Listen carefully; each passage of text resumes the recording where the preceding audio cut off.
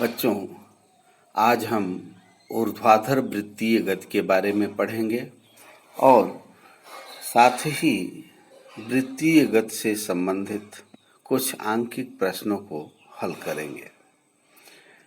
आइए देखते हैं। डोरी से बंधे कण की ऊर्ध्वाधर वृत्त में गति।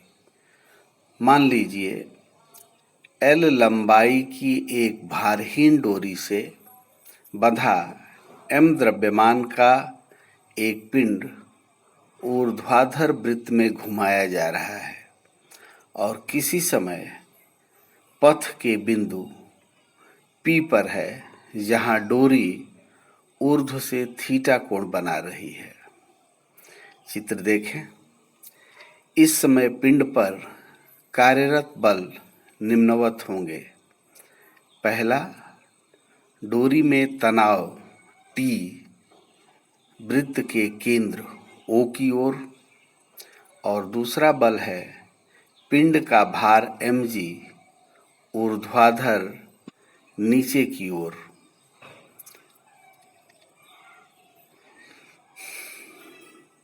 भार का त्रिज्य घटक mg cos थीटा T की विपरीत दिशा में है। यदि बिंदु P पर पिंड का वेग v हो तो वृत्तीय गति के लिए आवश्यक अभिकेंद्र बल mv²/L नेट त्रिज्य बल T minus mg cos theta से प्राप्त होता है।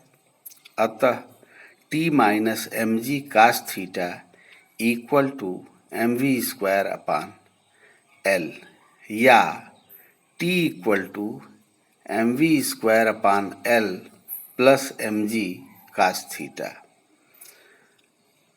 पथ के उच्चतम बिंदु पर जहां थीटा 180 डिग्री है, वेग एवं डोरी में तनाव न्यूनतम होता है।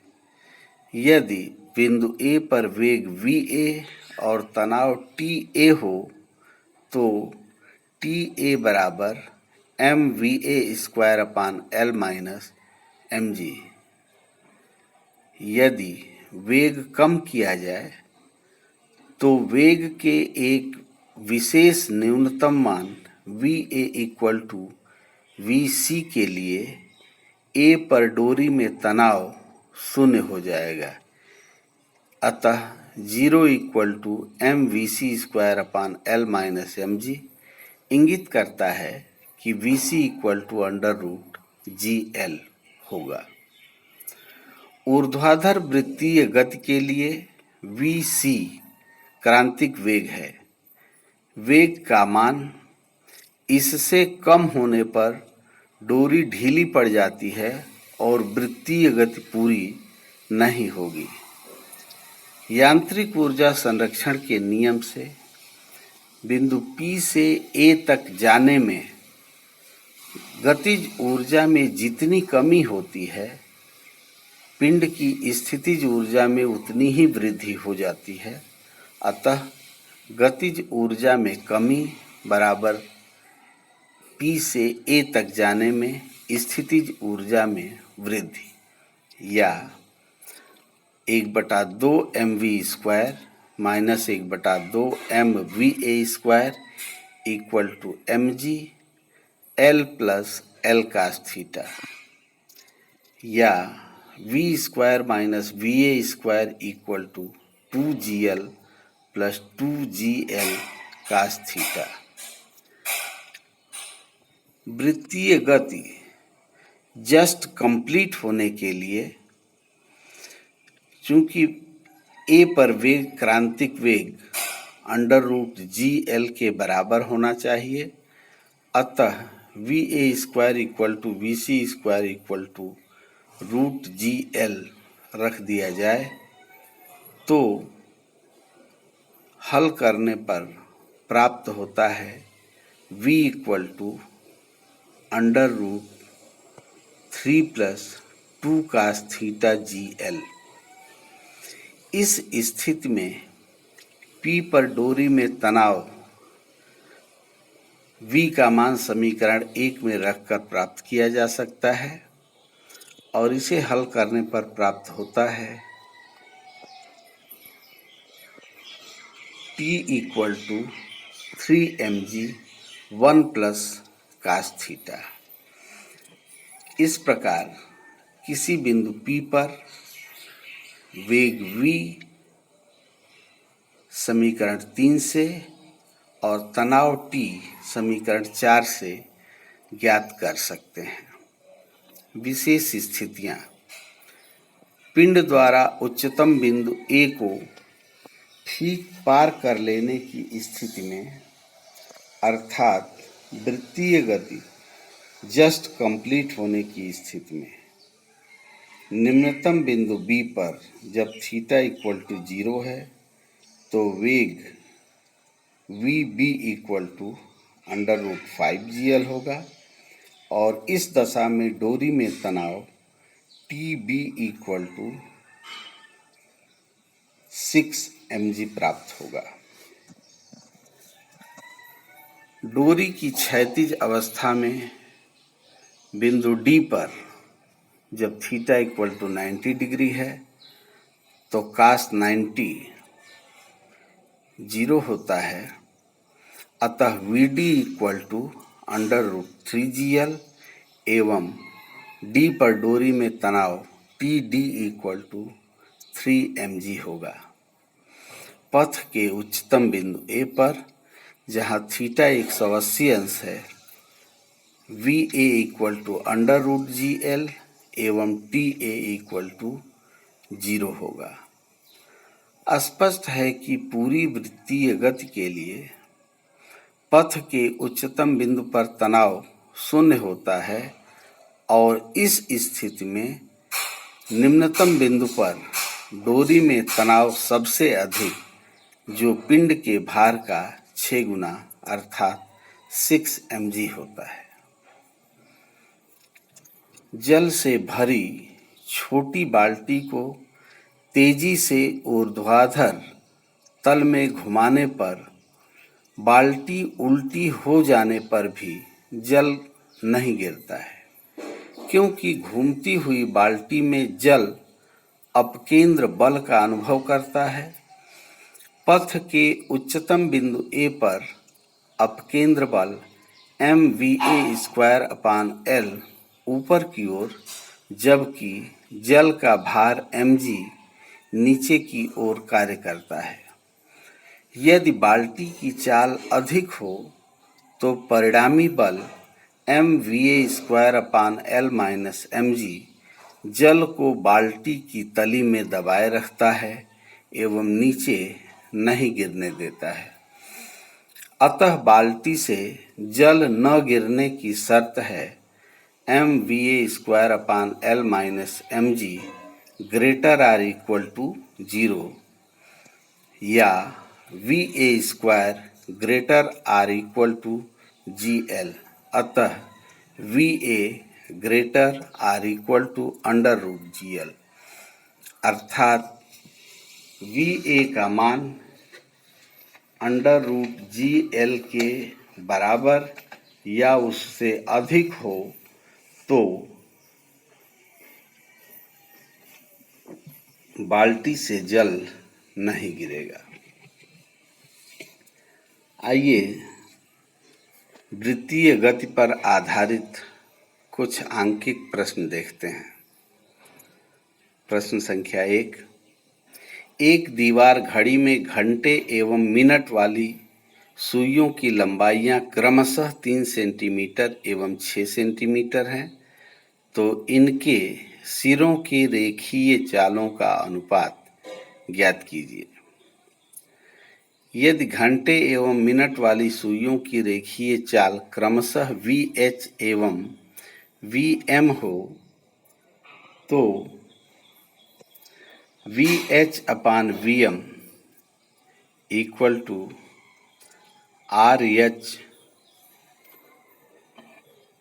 ओमेगा H/RM ओमेगा M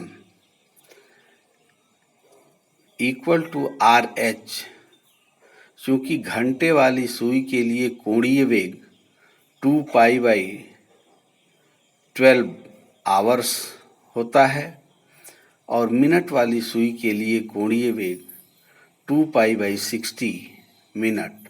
इनके मान रखकर हल करें तो VH/VM equal to RH/RM into 60 minute by 12 घंटा इक्वल टू 3 सेंटीमीटर गुणे 1 घंटा बटा 6 सेंटीमीटर गुणे 12 घंटा। हल करेंगे तो VH और VM का अनुपात 1/24 प्राप्त होगा। दूसरा प्रश्न देखें। 1 किलोग्राम द्रव्यमान के पिंड को 1 मीटर लंबी डोरी से बांधकर क्षैतिज वृत्त में 10 पाई चक्कर प्रति सेकेंड की दर से घुमाया जाता है तो डोरी में तनाव ज्ञात कीजिए। दिया है M 1 किलोग्राम, R 1 मीटर और N चक्करों की प्रति सेकेंड संख्या 10/पाई। चूँकि पिंड का कोणीय वेग ओमेगा इक्वल टू 2πN होता है और ये है 2π इंटू 10/पाई इक्वल टू 20 रेडियन पर सेकेंड, अतः डोरी में तनाव T बराबर अभिकेंद्र बल होगा जो mR ओमेगा स्क्वायर होता है। अतः T equal to 1 into 1 into 20 square equal to 400 newton. अगला प्रश्न देखें। एक रस्सी अधिकतम 3.16 किलोग्राम भार का तनाव सहन कर सकती है। इसके 1 मीटर लंबे टुकड़े के सिरे पर 49 ग्राम का पत्थर बांधकर अधिक से अधिक कितने चक्कर प्रति सेकेंड लगाए जा सकते हैं ताकि रस्सी न टूटे। मान लीजिए कि अधिकतम n चक्कर लगाने तक रस्सी नहीं टूटती है, तो इस दशा में अधिकतम तनाव यानी अभिकेंद्र बल mR omega square equal to mR 2πN square. चूँकि अधिकतम तनाव 3.16 किलोग्राम भार तक हो सकता है, अतः 3.16 किलोग्राम भार बराबर 49 गुणे 10 की घात ऋण 3 किलोग्राम गुणे 1 मीटर गुणे 4π स्क्वायर N स्क्वायर। 3.16 किलोग्राम को न्यूटन में बदला जाए तो उसे 9.8 यानी गुरुत्वीय त्वरण से गुणा करना होता है। अतः N square equal to 3.16 into 9.8 newton by 49 into 10⁻³ into 4 into 22/7 into 22/7 into 10⁻³ हल करेंगे तो N स्क्वायर की वैल्यू लगभग 16 प्राप्त होती है और वर्गमूल लेने पर N इक्वल टू 4, अर्थात इस दशा में अधिक से अधिक 4 चक्कर प्रति सेकेंड लगाए जा सकते हैं। इस दशा में डोरी नहीं टूटेगी। क्वेश्चन नंबर 4 देखें। एक रेल पथ की पटरियां 1 मीटर के अंतराल पर हैं, यानी दोनों पटरियों के बीच की दूरी 1 मीटर है। 400 मीटर त्रिज्या वाले वृत्तीय मोड़ पर बाहर वाली पटरी को भीतर वाली पटरी से कितना ऊपर रखा जाए कि रेलगाड़ी मोड़ पर 20 मीटर प्रति सेकेंड की चाल से बिना घर्षण के गुजर जाए, अर्थात बिना घर्षण रेलगाड़ी को मोड़ पर पार होने के लिए शर्त होती है tan theta equal to V²/RG, जहाँ थीटा पटरियों का ढाल है। चित्र से स्पष्ट है कि पटरियों के ढाल के लिए tan theta equal to H/x जहां h बाहर वाली पटरी की भीतरी पटरी के सापेक्ष ऊंचाई है।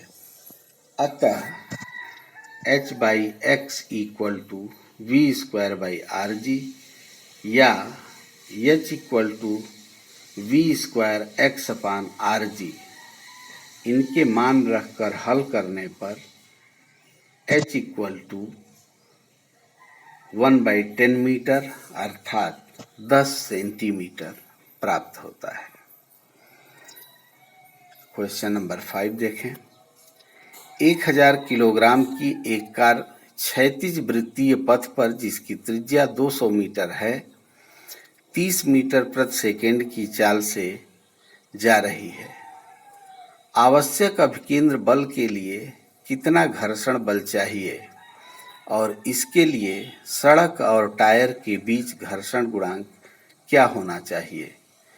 यदि घर्षण गुणांक 0.8 हो तो उस दशा में कार कितनी अधिकतम चाल से चल सकती है ताकि वह बिना फिसले हुए मोड़ को पार कर सके।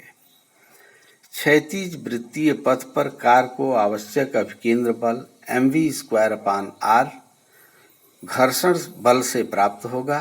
अतः घर्षण बल F equal to mv²/r equal to 1000 into 30 square divided by 200 अर्थात F इक्वल टू 4500 न्यूटन।